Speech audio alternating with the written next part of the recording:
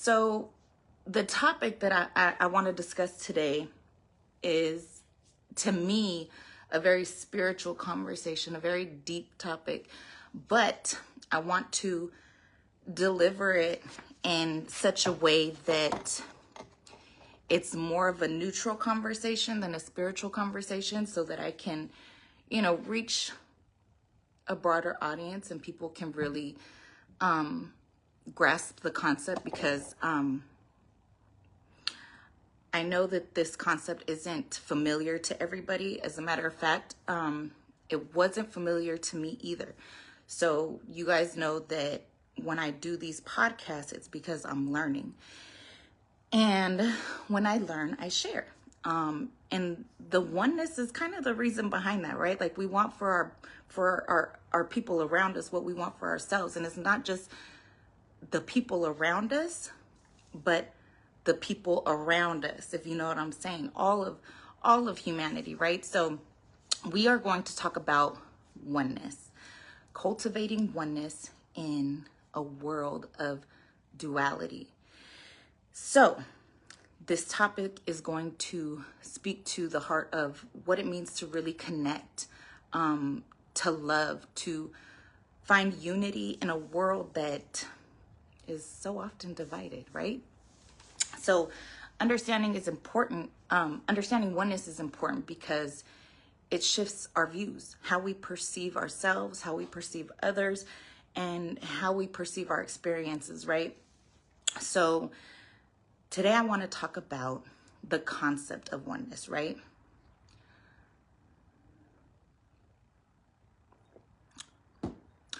Oneness can deepen our connections with other people. It can, and it can also give us an understanding of what love is, because I think that love is where oneness kind of takes place initially. But let's start by breaking down what it means to recognize oneness in a world that can seem so polarized, right? So full of contrast and conflicting desires, right? So when I talk about oneness, I'm saying that beneath all of the differences, right, our unique personalities, our beliefs, our backgrounds, our experiences, that there's this one common thread that connects us all. Beyond everything, there is one common thread that connects us all. It's as if we're all waves, but ultimately part of the same ocean, right? So this is the idea of oneness, that each of us is part of a greater shared experience. So when we realize that we're already connected to everything that we need, life feels less like a race and more like a flow, right? And duality is where contrast and the differences exist. Light, dark, happy, sad, good, bad, right? We see and feel duality in relationships because we're aware of the boundaries between ourselves and others, right? But when we focus on oneness, we start to see past the surface differences, and we go deeper. And ultimately, we build a profound connection with others. So in relationships, like I said, love is what helps us to recognize the oneness in a world that constantly shows us duality. Love helps us to transcend our own ego and move past our own fears and insecurities to genuinely connect with another person, right? So when we love somebody, right, we see past their faults, their quirks, their differences. And when we say, I love you for who you are, what we're essentially saying is that beyond any surface issues, we recognize something essential in them that resonates with us, right? So there's a sense of shared experiences that go beyond individual identities. And this is love as the recognition of oneness, right? So it's like feeling the same energy in somebody else that you feel within yourself. So while love allows us to see oneness, the ego often reinforces duality. So the ego's role is to protect our individuality, right? So in relationships, the ego might make us say, like, you know what? I'm separate, I'm distinct, I'm individual, I need to protect myself, right? And this is the voice that may lead to misunderstandings, jealousy, fear, those types of emotions. But when we become more conscious, we see that these feelings, that they really stem from our ego clinging to that duality.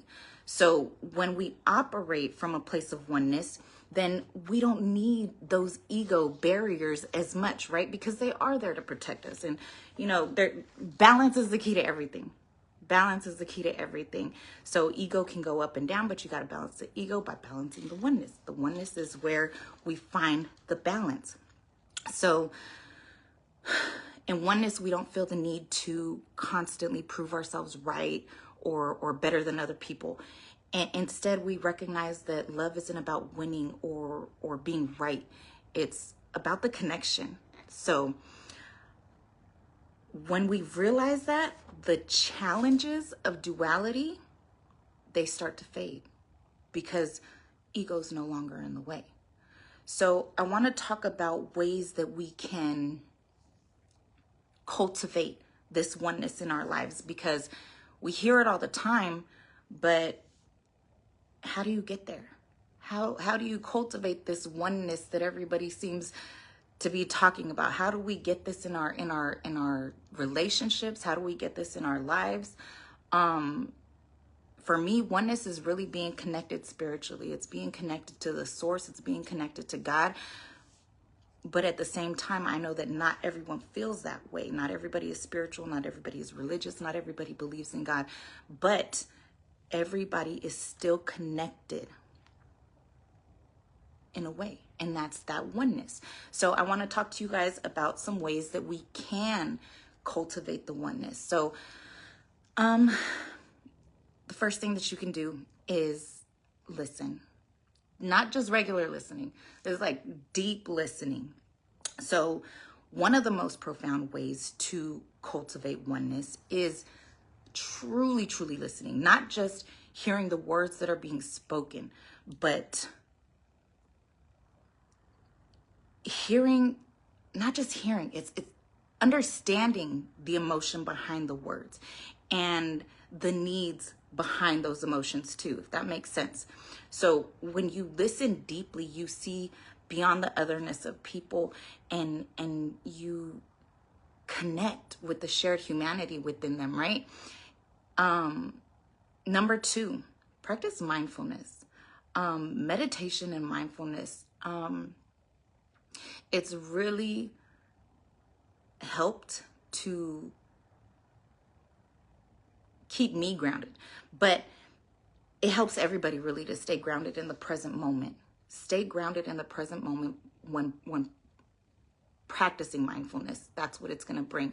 And when we're fully present in the moment, we're less likely to get lost in, the fears and anxieties that come from ego, right?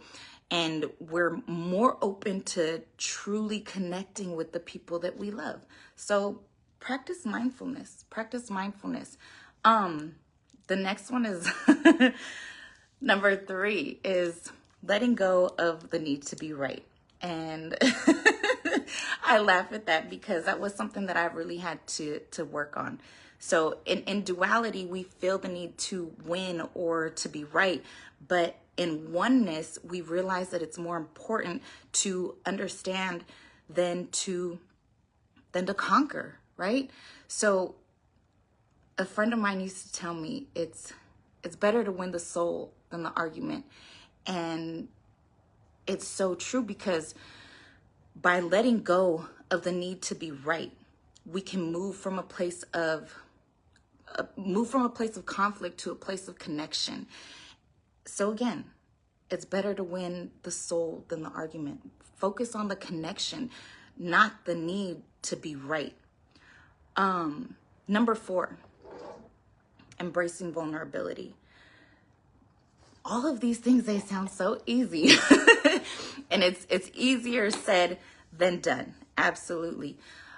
Because vulnerability is hard for people to, you may think that you're being vulnerable, but sometimes your ego is really keeping up those barriers and those protective boundaries. So it's something that you definitely want to put into practice with someone that you love and somebody that you trust, because vulnerability is the key to oneness. Because when we allow ourselves to be seen without masks, when we allow other people to see us for who we truly are, beyond the ego, the openness creates space for a deeper connection, right? And then the last one, number 5, having compassion. This is incredibly important because it allows us to put ourselves in other people's shoes. We get to see what other people see, feel what other people feel. And when we do that, we recognize our shared humanity, right? Like, we all go through different things, but really we share a lot of the same experiences, regardless if they're different or not, right? So with compassion, we start to feel other people's pain. Other people's pain becomes our pain. Other people's joy becomes our joy. Other people's happiness becomes our happiness. And that is oneness.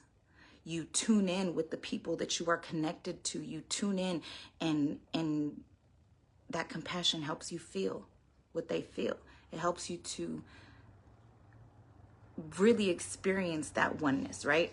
So, in conclusion, remember that oneness doesn't mean losing yourself. It doesn't mean dissolving our individuality, but rather it's about seeing that individuality exists with a larger shared experience. So when we come from a place of love, we naturally tap into this sense of unity, feeling the oneness of being. And by recognizing this oneness in our relationships, we're embracing a love that transcends the ego's need for separation, right? That duality, right? So what we're saying is that, you know what? You and I are different, but we're also the same. And in this space, real love, the kind that unites and heals and brings about unity, right? That's the type of love that can flourish within this oneness, right? So I hope that you guys got something from this today. I hope that this really resonated and that the reflections on oneness and love have really given you something to think about in your own life and in your own relationships. And just keep in mind that love and life is a journey. Love and life is a journey. So just continue to practice everything that I've given you and practice oneness, love one another, and you'll see those results, because when you practice it, the results have to come. So I appreciate you guys for tuning in to another podcast. If you haven't already, make sure that you go to YouTube, like and subscribe to my channel, Beautifully You Podcast. The reason why I do these podcasts is because as we grow, we should, as we learn, as we grow, we should share this with other people and not keep it to ourselves. Life is really just a journey of becoming beautifully you. So thank you again. I appreciate you. I love you to life, and I will see you on the next podcast. And if you feel the need to share, please share. If you know somebody who needs this message, please share. Because like I said, for this podcast specifically was very spiritual for me, not just because of the topic, because the day, the time, everything. So make sure you share this, like it and share it. I appreciate you guys. Talk to you later. Peace.